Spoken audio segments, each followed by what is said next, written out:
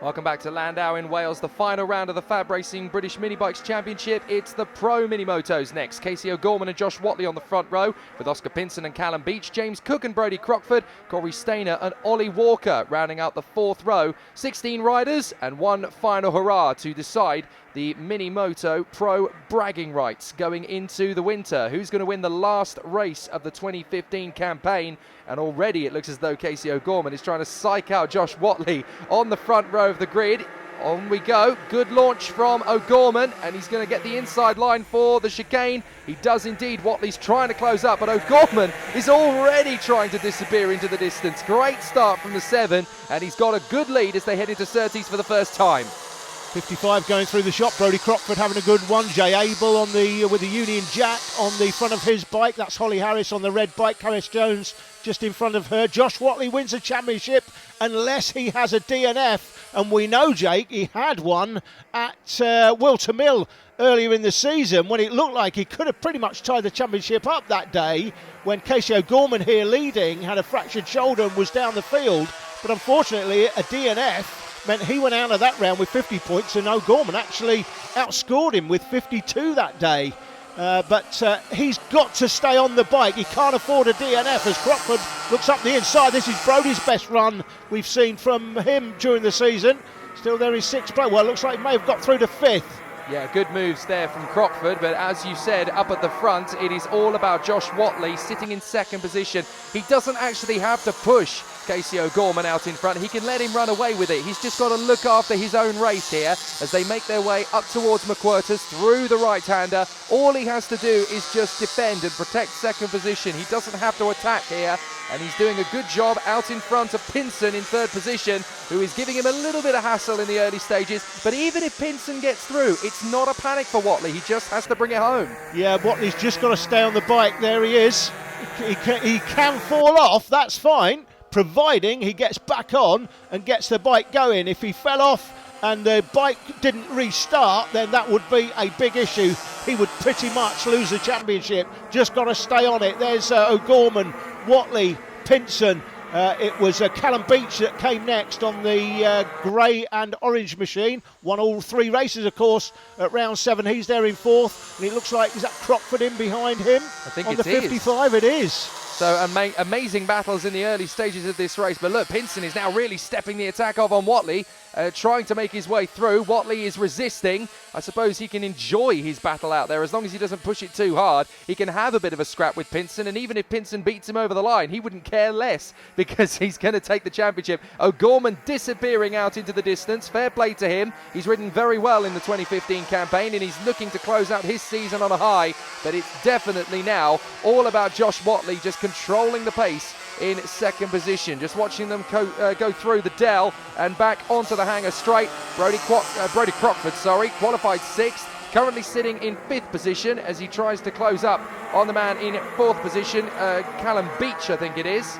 It is indeed, and Crockford comes next, then comes Cook, Stainer, Abel, Smart and Ollie Walker, the winner of the Minimoto Rookies class this season in his first pro race, and he rounds out the top 10. Brodie Crockford there, incidentally. We always like to see riders improving, Jake, don't we? And he's got 3 race winners right in front of him. Certainly this is the best we've seen from him this season. That's the man out front though, Casey O'Gorman once more loves these dry conditions. Through the dell, Watley, Pinson, Beach and Crockford top 5. Then comes Cook. That's Stainer with the Union Jack on his suit. The Union Jack on the front of the bike is Jay Abel. Smart and Walker came next. Here's the battle in behind them. Yeah, that's the 11th place battle with Peacock in front of Ryan Hitchcock, who had the pole earlier in the season, of course. Stuart Campbell in 13th on the 99, with Harris Jones practically choking on the exhaust fumes. She's that close of Stuart Campbell's bike in front. Yeah, she'll be happy again.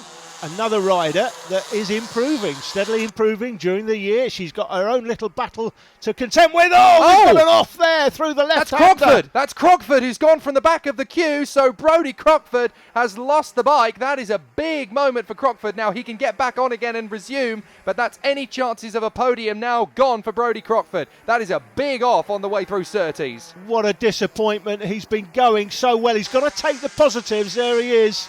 Turn 5, what an absolute gutter. But, Brodie, you've got to take the positives out of the weekend. You've shown that you've got the pace to live with guys that have been winning races this year. You've got to forget the fact you've fallen off and just take that moving forward into 2016. It's a disappointment for him. He'll be absolutely gutted. But he's got to take the positives moving forward for 2016. He's had a fantastic run here today, and that bodes well for next year. Great battle for 10th, Jake. Hitchcock, Peacock, Stuart Campbell and Jones having an amazing tussle for 10th position here. Bailey Stuart Campbell in 3rd position in this queue at the moment. His younger brother Taylor raced for the first time in the rookies, of course, earlier on. We didn't see much of him, but he did come home in a very strong 8th position. But the rider in that battle I want to pick up on is Karis Jones at the back of the queue at the moment. But when you consider that the man in that battle, Ryan Hitchcock, was pole position in the rookies class at this circuit earlier in the year, she is now battling with the likes of Hitchcock, Peacock and Bailey Stuart Campbell. She was a long way off that at the start of the year. Her progression and development has come on leaps and bounds in the last few rounds, and it is great to see that she has now got the pace to run with them on merit.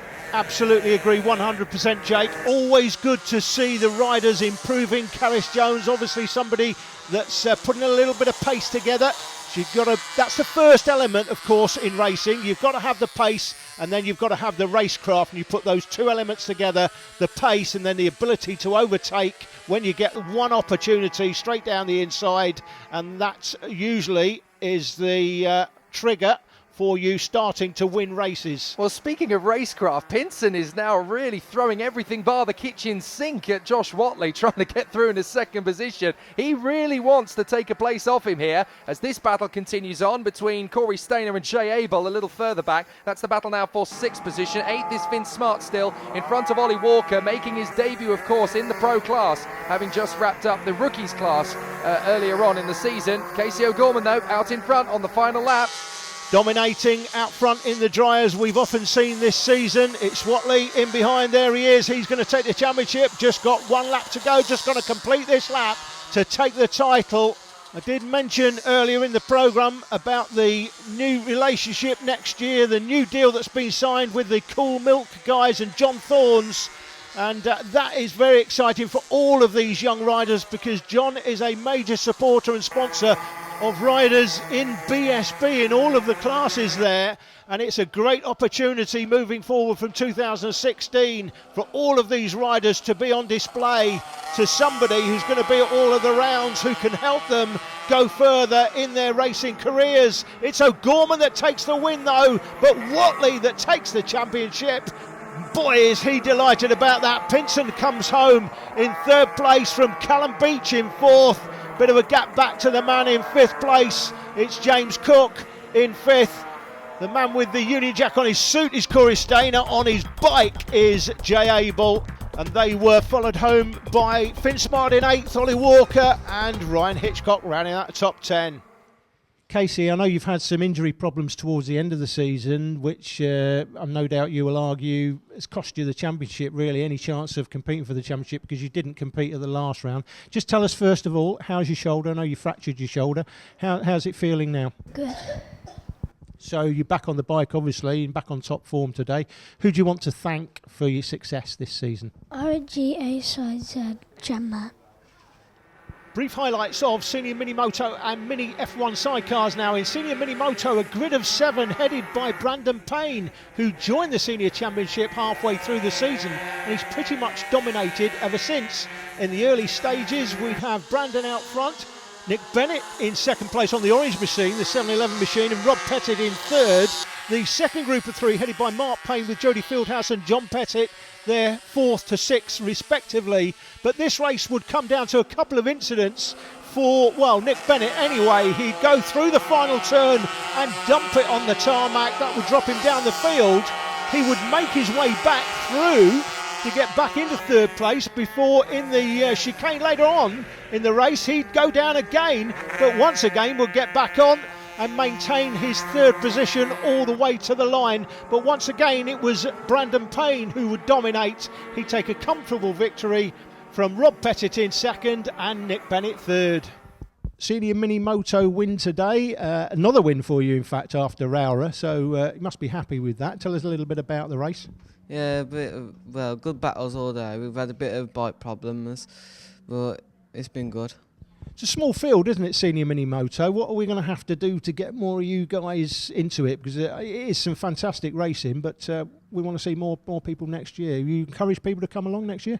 Yeah, we can encourage other people by going to different championships and then spreading the word around about Fab, so they can come back to here.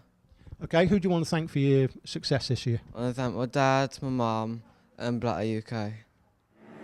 There are 8 rounds in the Fab Racing British Minibikes Championship, and for most of the classes there are 3 races in each round, making 24 races in total. It's been the 26 machine, the Team Williams bike, that has dominated all season in many F1 sidecars. They've had a second place at round 1 and a DNF at round 5, but they've won everything else. The 25 machine, just going through the picture there, in 4th place.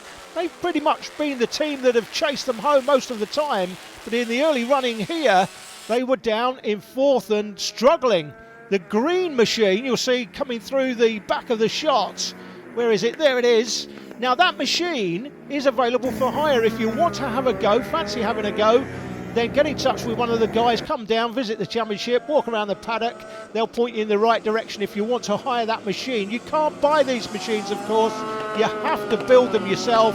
So the guys have put this machine together and made it available for hire, so people can come along, try the class if they like it, perhaps build their own machine, or get one of the guys to do it for you, I guess. Business as usual for Team Williams then, 22 wins from 24 races. The guys will be scrapping all the way down the field. It was the Big Girl team, Big Girl Racing on the 25 machine, that would come through for second, but Team Williams took the win once more. Big Girls in second, and the Stainer Racing boys home in 3rd place. 8 classes in the championship, but it is the juniors who tend to feature, so only time really to bring you the briefest results highlights of the senior classes here. We'll be back with more racing from Llandow after the break.